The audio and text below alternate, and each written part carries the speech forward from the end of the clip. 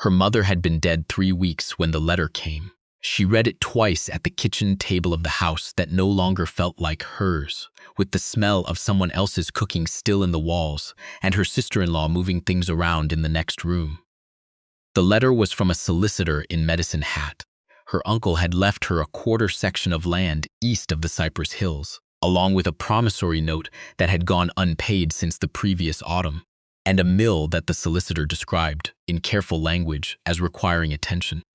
She did not know her uncle well. She knew he had gone west in the 1880s and had written letters home less and less often until the letters stopped. She knew he had never married. She knew the mill had once ground wheat for 6 farms along the creek. She did not know what requiring attention meant, but she had a feeling. She wrote back the same afternoon. The train out of Winnipeg took 2 days. She sat with her trunk in the luggage car for part of it because the passenger cars were crowded and she did not feel like talking. A woman named Mrs. Colquhoun offered her a sandwich somewhere past Regina, and she accepted it and said thank you and did not smun as else. Mrs. Colquhoun had a daughter in Swift Current. She talked about the daughter for an hour.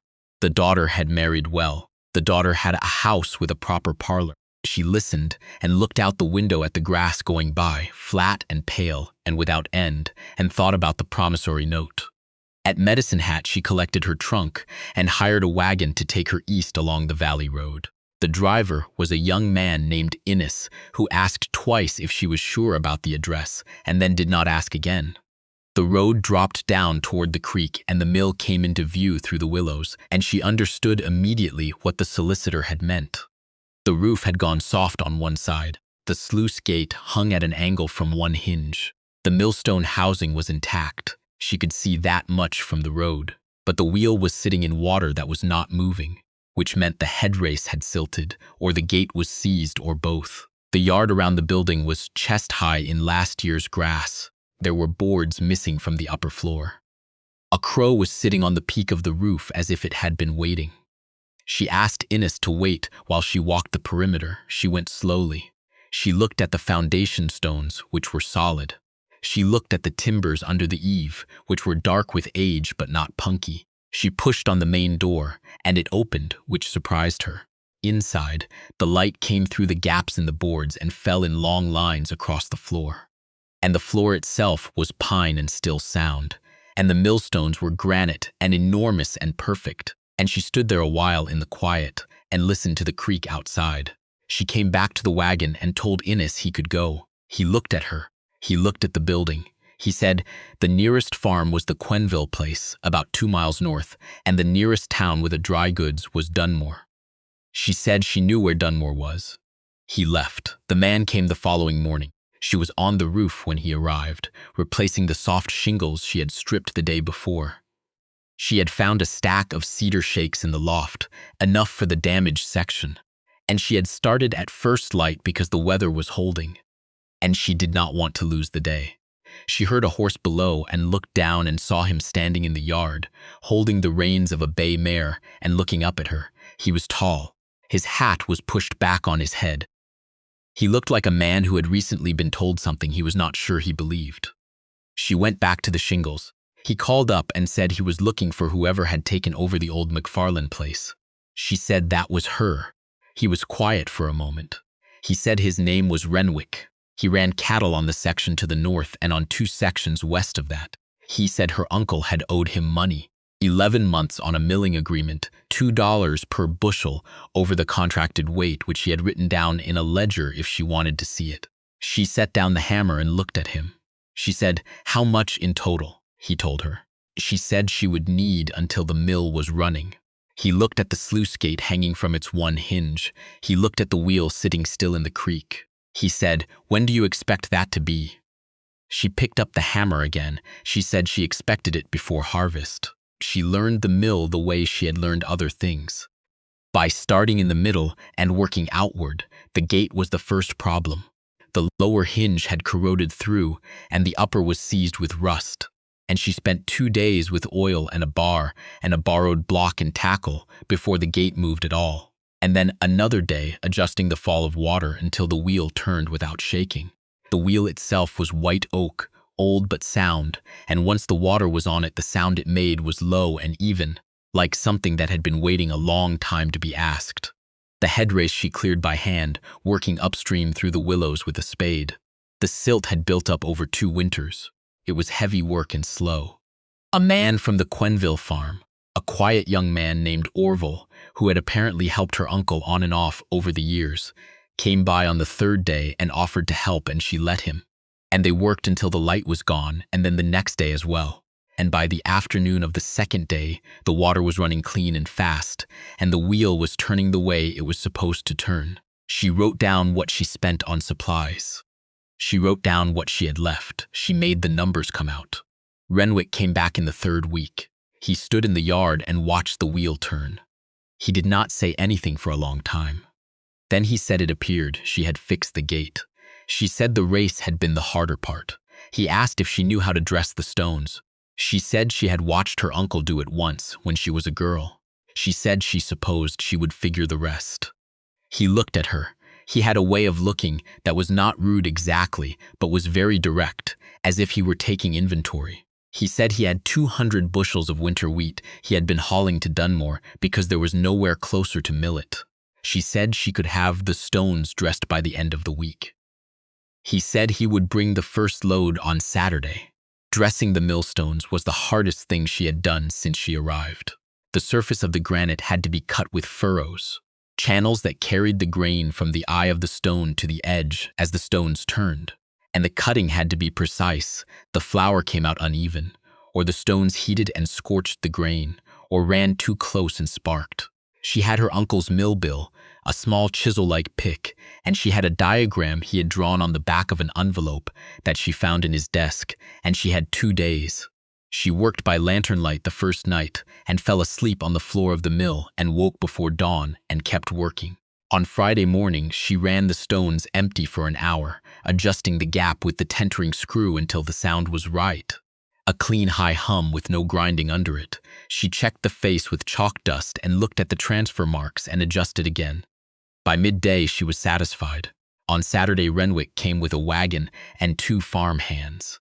He did not introduce the farm hands. They unloaded the grain sacks without speaking. She ran the mill through the morning and into the afternoon. The flour that came out was fine and even and clean smelling, and she collected a small amount in her palm and looked at it and felt something she did not have a word for. Renwick looked at the flour. He said it was good. She said she knew. The neighbors came to see. It was not all at once. It was gradual, the way things in that country usually were. A rider stopping on the road, a woman pulling a cart up to the door to ask if it was true the mill was running again. A farmer named Scobie, from 3 miles up the valley, came with a load of oats and stood in the door and watched the stones turn and asked a great many questions about the gate mechanism, which she answered. His wife sent a jar of preserves the following week with their youngest boy, who was about 12, and who looked around the mill with his mouth open as if he had never seen one before, which she suspected he hadn't. She kept a ledger. She kept it carefully. She wrote down every bushel that came in, and every pound that went out, and every dollar that changed hands. She wrote down the repairs she made and what they cost. She wrote down the weather too, because the creek level changed with the rain and the snow, and she was learning that the water was not simply water. It was the engine, and the engine had moods, and you had to know them. By July, she had paid back half of what the estate owed Renwick. He did not mention it when he brought his 2nd load. He watched her work for a while, checking the grind, adjusting the gap, running her hand along the wooden chute to feel if the grain was flowing evenly. He drank the tea she offered and did not stay long. He said the wheat was coming in better than expected. She said she was glad. She watched him go from the doorway of the mill. There were hard weeks.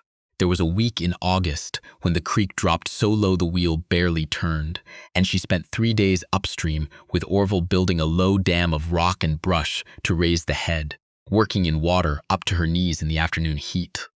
And when they were done and the wheel was turning again, she sat on the bank for a long time without moving.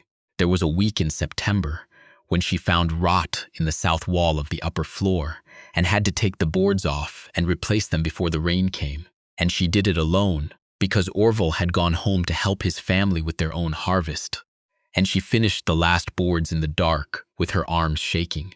There were nights she sat at the table in the small room behind the mill. Her uncle had lived here, in this room, for nearly 20 years, and the walls still held the shape of a man who had been careful with heat and light. And she did her accounts and looked at the numbers and found them acceptable, and then sat for a while longer, without any particular reason, listening to the wheel turn in the dark outside and the creek moving under it. She did not write many letters. She wrote to her sister-in-law in Winnipeg to say she had arrived and that the property was in order. She did not say more than that. She wrote to the solicitor to confirm the terms of the estate. She wrote once to a cousin she had not seen in years, a short letter about nothing in particular, and then did not write again. She did not think often about the house in Winnipeg with its smell of other people's cooking. When she did think about it, she felt the way you feel when you remember a dream. You can see the outlines of it, but the feeling of it is already going. In October, Renwick brought the last of the season's grain. He came alone this time, with one horse and a smaller load than usual.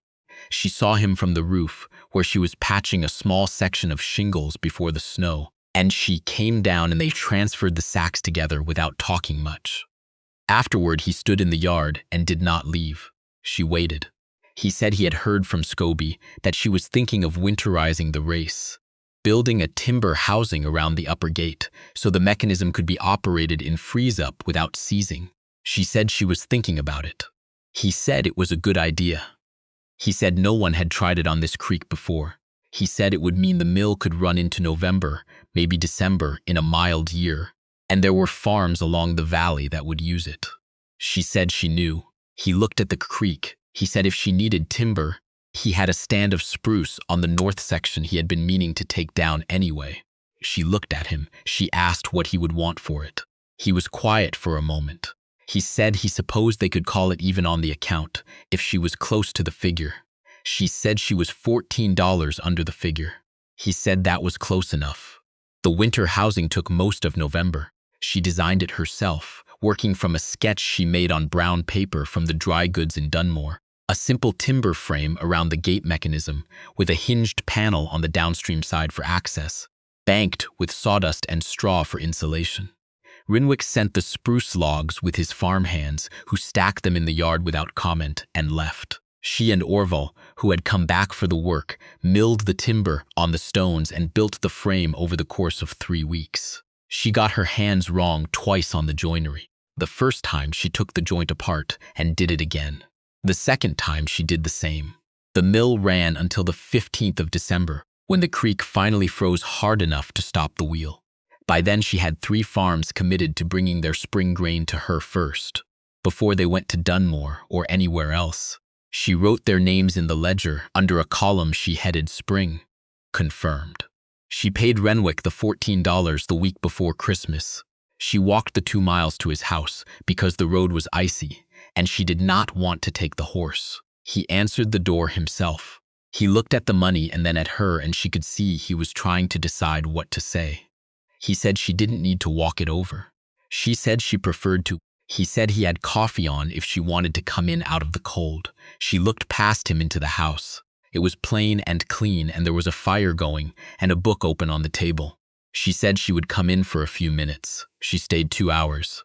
They talked about the winter housing and about the creek levels and about the Quenville family's plans to expand their acreage in the spring. At some point, they talked about Winnipeg briefly, and she said only what was necessary. He did not press. He refilled her cup without asking. When she left, it was dark and cold, and the stars were very close.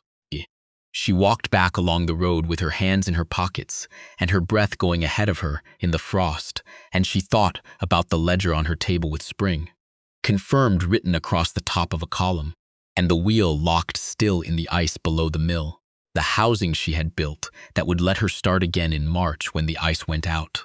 She did not know what Renwick was. She did not know what the mill was, entirely, not yet. She knew what the numbers said. She knew what the stones said when they were running right. That clean, high hum that meant the gap was good and the grain was flowing and everything was where it was supposed to be. She had learned that sound by listening. She thought she would keep listening. The road home was quiet, and the cold was the kind that meant the weather would hold. And she walked steadily, not slowly, and the mill came into view through the bare willows with the lamp she had left burning in the window. And she went inside and took off her coat and sat down at the table and opened the ledger to a new page.